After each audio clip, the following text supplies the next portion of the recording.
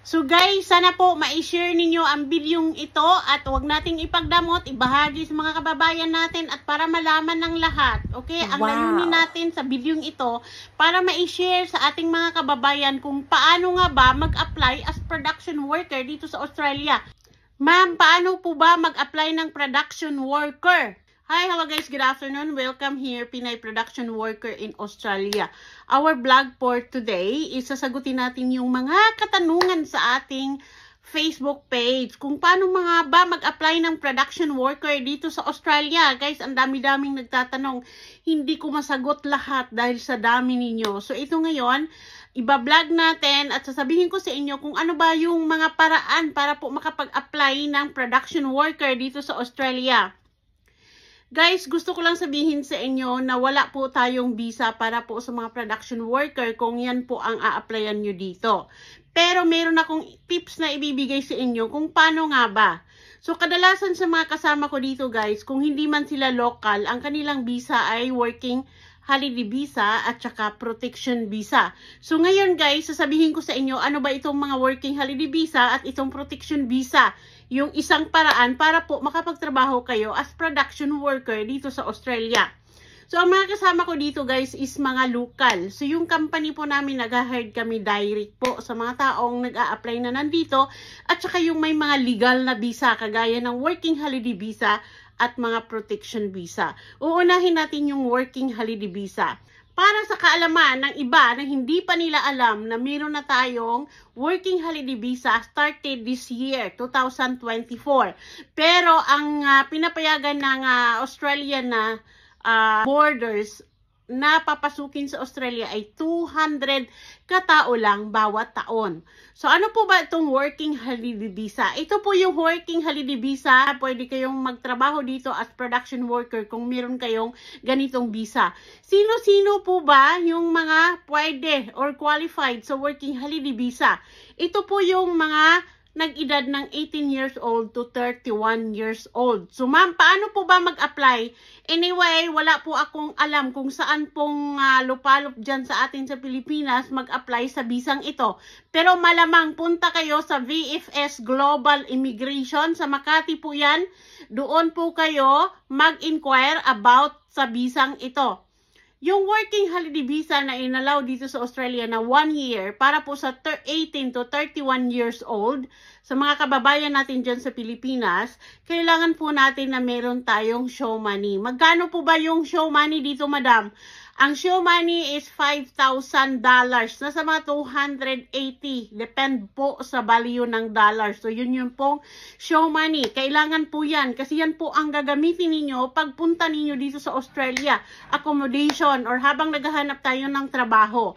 So, para dun sa mga working holiday visa, ang condition po sa working holiday visa is kailangan po ninyong maglipat ng 3 state sa Australia sa loob ng 1 taon. At pag natapos ninyo itong 1 taon na kontrata sa working holiday visa, pwede po kayong kumuha ng second visa hanggang pangatlong visa. So yun po yun, ang working holiday visa. Yun po yung makapagtrabaho dito sa production worker. Kasi wala po tayong angkop na visa para po sa production worker. Kung galing kayo sa Pilipinas na mag-apply kayo as production, wala tayong ganon. So, ang visa natin sa Pilipinas na makakapasok ng Australia, tourist, meron tayong working holiday visa na started this year. At meron tayong student visa na galing sa Pilipinas, mga fiancé visa, student visa, or yun lang ang mga visa na nakakapasok ng Australia, okay? Yung mga skilled workers. So, ngayon, pupunta naman tayo sa mga protection visa. Yung sinasabi ko sa inyo na yun po yung mga kasama ko dito, halos kadalasan mga protection visa. Ano po ba ang protection visa? So, ngayon sasabihin ko sa inyo, makinig kayo guys at huwag na panay tanong kasi hindi ko yung masagot isa-isa. So, ngayon, ang protection visa, ito po yung visa na dito lamang makukuha sa Australia. Makinig guys ha, yung mga taong nag-tourist visa dito sa Australia, nga pumunta sila ng Australia kasi meron silang iniiwasan sa Pilipinas or saan man sila galing na bansa na merong babanta or meron silang nakaaway sa bansa kung saan sila nanggagaling tapos pumunta sila ng Australia, pwede po silang kumuha sa bisang ito, protection visa. Kaya siya tinatawag na protection kasi ayaw mong umuwi sa bansa nyo kasi merong nagbabanta, merong kang kaaway na biktima ka sa harassment, bullying, kung ano pang kaso ang iniiwasan mo kaya ayaw mong bumalik sa bansa mo, pwede kang kumuha ng protection visa. 866, subclass 866, okay? Tandaan po. So, yan po, allowed po kayong magtrabaho dito for 3 years sa protection visa na yan. Pero yun po, uulitin ko, ang pwede lang dito is yung mga taong mayroong iniiwasan sa bansa natin. Pumunta ng Australia kasi meron silang something sa atin na ayaw nila mo lang umuwi. So, pwede kayong kumuha ng protection visa. At ang bisang ito ay maselan. Take note, maselan ang bisang ito, hindi ito sinasuggest. Dito lang yan sa Australia, dito lang yan ina-apply sa Australia.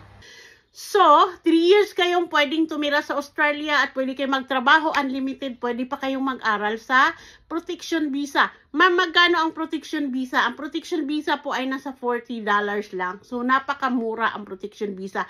Pero ang protection visa ay mayroon pong kaukulang mga kondisyon. So, once na ikaw po ay protection visa, hindi po ikaw pwedeng umuwi ng Pilipinas or lumabas ng Australia. Pag lumabas po kayo, hindi na po kayo pwedeng bumalik. Kasi after ng term na binigay ng immigration sa inyo, kung hanggang kailan lang kayo pwedeng magstay dito, yun lang po. Pero, pwede kayong mag-renew. So, yun po sa protection visa. So, yun ang ma-advise ko sa ating mga kababayan. Yan yung mga kasama ko dito sa Australia, yung mga taong naka-protection visa at working holiday visa.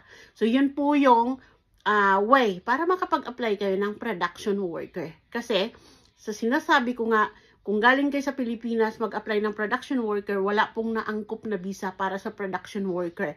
Kasi kadalasan po na pumupunta ng Australia is mga skilled worker at saka ngayon, hopefully na marami tayong kababayan na makakapunta dito as a working holiday visa. At yung iba naman ay mga student visa. Okay? So, yun lang po yung ma-share ko sa inyo ngayon. Hapon, kasi ang dami-daming nagtatanong sa paano ba mag-apply. So, yung may mga video tayo, kagaya nitong video to, ma-upload to, mamaya may mag-a-apply, magtatanong na naman how to apply. Pasensya na kayo guys, hindi ko kayo masagot isa-isa. So, during my break time, nagre-reply ako sa ibang mga katanungan. Yung mga katanungan lang na masasagot ko. Hindi naman tayo pwedeng sumagot dun sa mga katanungan na wala tayong idea. Ayaw ko namang lalo kayong maguguluhan, guys. So, maraming salamat sa lahat po na tumatangkilik kay Pinay Production Worker in Australia at sa lahat ng mga naniniwala kay Production Worker in Australia. Maraming salamat po sa inyo. Sa puso po akong nagpapasalamat sa inyo, guys. Dahil nagtiwala kayo sa akin or naniniwala kayo sa akin. Isang malaking bagay po yan na papasalamat ko sa inyo. So, once again, thank you very much sa lahat ng followers ni Pinay. Mabuhay tayong lahat. Think positive lang po tayong lahat. Thank you.